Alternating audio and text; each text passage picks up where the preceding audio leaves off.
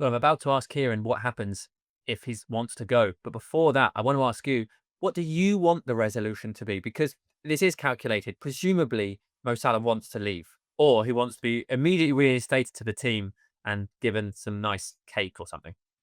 Yeah, I mean, yeah, I don't know what he wants, Mo, to be honest. When, like I say, at times he comes out and speaks publicly, it feels like he does have that end goal in mind, and you can clearly see it. The contract saga, you know what he's after, basically.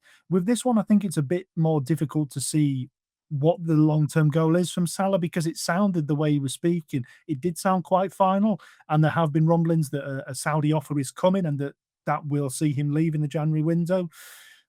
I don't know whether that is what he wants. It doesn't feel like that's what he wants simply because he signed a contract, 6 months ago and to stay for the next 2 years.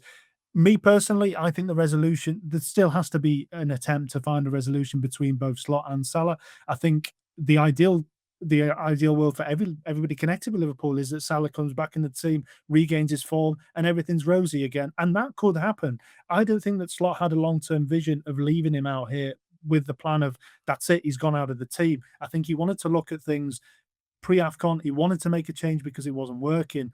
And whether it works or not, I do think that the plan would have been to reintegrate Salah into that. So for me, that is the ideal solution. Liverpool come up with a way to get him back into it. It doesn't help that he's going away.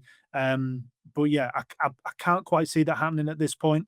And we're still waiting to see, as we record, whether Salah will be involved in Tuesday's trip to Milan.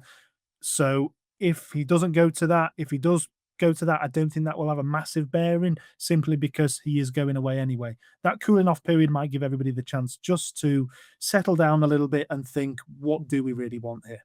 So, Kieran, if Salah wants to go, what are the financial implications for Liverpool, for potentially a Saudi club, if that's where he's going to go?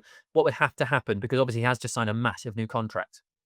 Well, Liverpool have got protection here in the sense that his contract's now got 18 months to uh, trail out. So therefore, that means that they've got value, which they wouldn't necessarily would have had he left at the end of June 2025 when he signed the new contract. So they'll have some form of protection there. From a positive point of view, there's a chance to extract a big fee, and the reason why I say that is that, as Witt's fully aware, Saudi football clubs do have budgets, and they don't have the equivalent of PSR or FFP or SCR or all of these lunatic acronyms that we're using in Europe, in the UK. So I think it actually can be a positive for Liverpool from a business point of view. I think the Saudi Pro League is also fully aware that the Cristiano Ronaldo effect, in terms of interest in the Saudi Pro League, that must be coming to an end. He is now 40. Yes, he's going to potentially play in the World Cup, given that he's been given a pardon by Donald Trump. Or was it Gianni Infantino? I can't work out who did it, but he's now all of a sudden his suspension has disappeared. So he will be looking for the exit door, and I think that the Saudi Pro League needs a senior global figure within the game. They they did attract other players who are very good, but Neymar didn't last very long. Some of the others aren't really delivering. So he's from the Middle Eastern area himself. He's therefore got cultural and geographical links. There are huge positives from the Saudi side. There are potentially financial positives from Liverpool because I think they can extract a good fee, and he's not going to be taking a pay cut. So it could be a win-win deal. But as we've said, he's completely misread the room. He could have gone out, head held high after the AFCON, having come to an agreement with the club. Look, you're not picking me at present. I don't think it's good for you. I don't think it's good for me.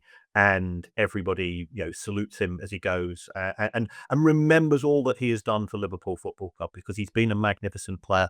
I think he's been a magnificent ambassador, and for the club and for the city itself. And that will no longer be the case.